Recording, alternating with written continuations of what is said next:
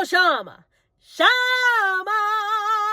And that's how I feel about UFC 310. 310 was great. I will say, the crescendo went down.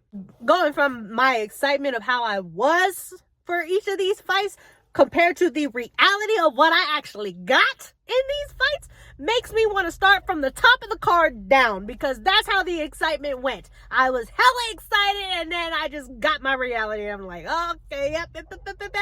We knew that was going to happen, and we're going to talk about some things. We started with the main event that was Alexandre Pantoja that defended his belt against Kai Asakura. I don't know why I'm going into a Jamaican accent. I need to do Shama. Brazil is different, bro. UFC is different, bro. He is the GOAT, bro. He dared to be great, and he is great. I'm putting this picture up on the side because I'm gonna just show y'all. The green is what I picked to happen. The pink is what actually happened. And the only thing that I can say about this fight was Shama. Who did I think is Shama? We have mini Alex Perez standing right in front of us. It is Shama. Shama, no Shama, it's Shama. But all seriousness, Alexandre Pantoja is no joke. He ate them knees like it was nothing. We knew he was going to just eat whatever Kai Asakura was going to give him. I don't know why I'm thinking. I don't know why anybody was thinking, oh, we got this Japanese superstar. He might come in and like really knock out Pantoja. Pantoja is everything. He can punch. He can wrestle. He can grapple. He can knee you too. Next. Okay. I was laughing my ass off when he SpongeBob memeing out in the middle of the octagon as he ripped his pants. Ain't gonna lie, my heart sank and dropped. Shafkat about to be choked out. I'm like, oh, bro, not you are beating this guy and you're gonna lose because you can't wrestle, brother. But also, if he can't wrestle, well, like, he can wrestle, but like, he wasn't able, he was in some deep trouble with Ian on his back like that. We can only imagine below. I'm glad I got my pick right. I'm glad everything I wanted to happen happened. It was a good fight. Yeah, Ian got my respect because, I mean, he always and what forever have my respect as a fighter because the dude is awesome to watch. I just don't like his personality. Now I think I can like him because he's defeated. So let's move on next. This is what happened. I picked Cyril Gane to win. Cyril Gane did not win. Cyril Gane did not win to the point where he said, oh, no, I don't like this performance. He said everything except, I did not win that fight. It was not a good performance. I did not win that fight. I broke my toe. Hate to do the comparison. John Jones broke his toe. He ain't even know. Oh, man, that's is a shame. It's a shame. UFC, I guess, gets what they want in the storyline. Cyril Gane wins the fight, making John Jones win over him being, oh. Next! Bryce Mitchell, Kron Gracie. Bryce Mitchell's performance was a good performance. It was a performance that should have been on the prelims. Good win for Bryce. I wanted him to win. Doo Ho Choi called him out right after the fight, and they said, let's do it. It'll be fun. Cool, awesome, beautiful. However, I got to bring up Bryce Mitchell again when we talk about Aljo. Going back down again to the opening of the main card, it was Nate the Train versus Doo Ho Choi. Man, the Train needed some oils on them wheels or just needed something. That's what I wrote. Oof. I thought Nate was going to lose the first round. As he normally does, and then get his shit together and get it going. Train never left the station, bro. It was still a fun fight. I don't think Nate the Train lost any stock. If anything, Doo Ho Choi got a little more stock, but not that much because is Nate even ranked? I'm not sure. I'm not doing the research. It was a fun fight. Bad pick of mine, but 8 Landwehr, Doo Ho Choi. Another fight that should have been on the prelims, but I ain't gonna say anything. Next!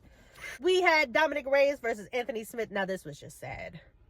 You can't really talk about the fight because there was really only one person in that fight. Anthony was not there. He was not there mentally. He really was not there physically. And it kind of hurt when DC was saying, like, he's fighting like he'd rather just get punched in the head, take the punishment because it doesn't feel as bad as what he's going through right now. And that I kind of understand that pain.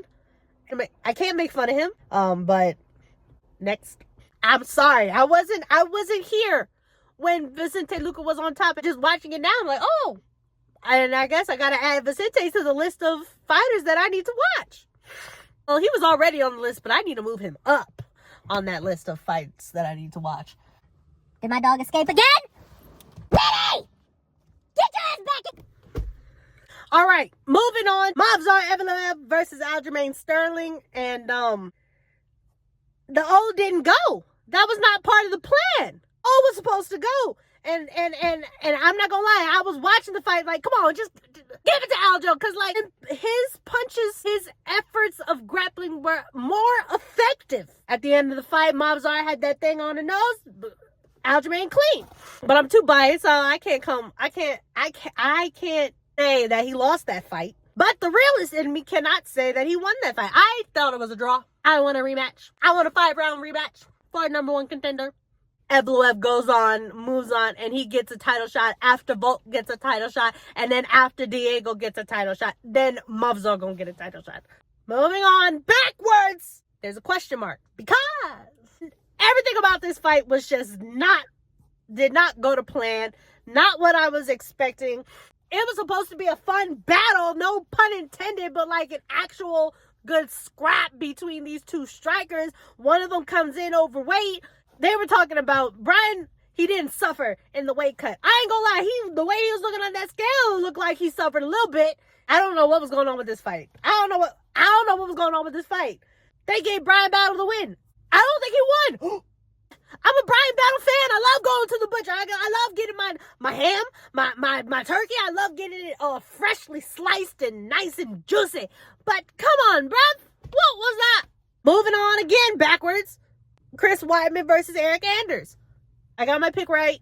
Hella shocked when Chris dropped Eric in the first, was it the first round? Yeah, maybe, I think it was. Maybe he still got it. And then later on, I said, oh no, he don't got it no more. And he didn't retire? They're talking about on the commentary, maybe he should just go up to 205 for the next fight. I think that man needs to stop. That's all I got to say. Next, backwards. Cody Durden and Joshua Van. I got my pick right. Durden is a tough mother sucker. Aztec head. Ain't going down nowhere. Although Joshua Van, I don't know why he wasn't going to the body. You have turned this man's face into Picasso and he has not gone anywhere. You got to go to the body. But then also in his defense, the way Cody Durden was fighting, his head was in front of his stomach. And they say like the head keeps moving, the body never moves. That body was way back there. So Joshua was just getting the head. Bow, bow, bow, bow. Even a kick would land on the head before it would land on the body. So I don't know. I think he could have got a finish if he went for the body, but either way, Joshua Van got that, and that's what I wanted to happen. Next, backwards, Michael Chiesa versus Max Griffin. Now, in my preview, I said, isn't Max Griffin supposed to suck? And I still picked him. Don't know why. Good for Michael Chiesa, I guess. Good fight to watch, though. I was entertained.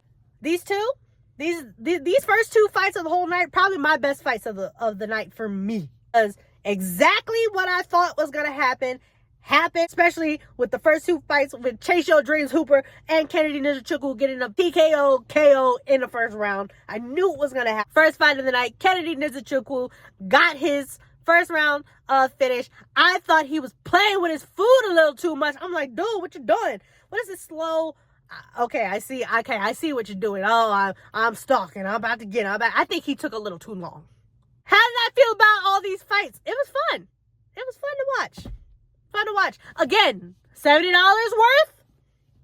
You know, DAZN is doing the Fury Usyk 2, or shall I say Usyk Fury 2 fight is $30. Dana! Lower the pay-per-view. I'm tired of this $80. And I still, even the early bird special is not enough. $50 pay-per-view. Do that.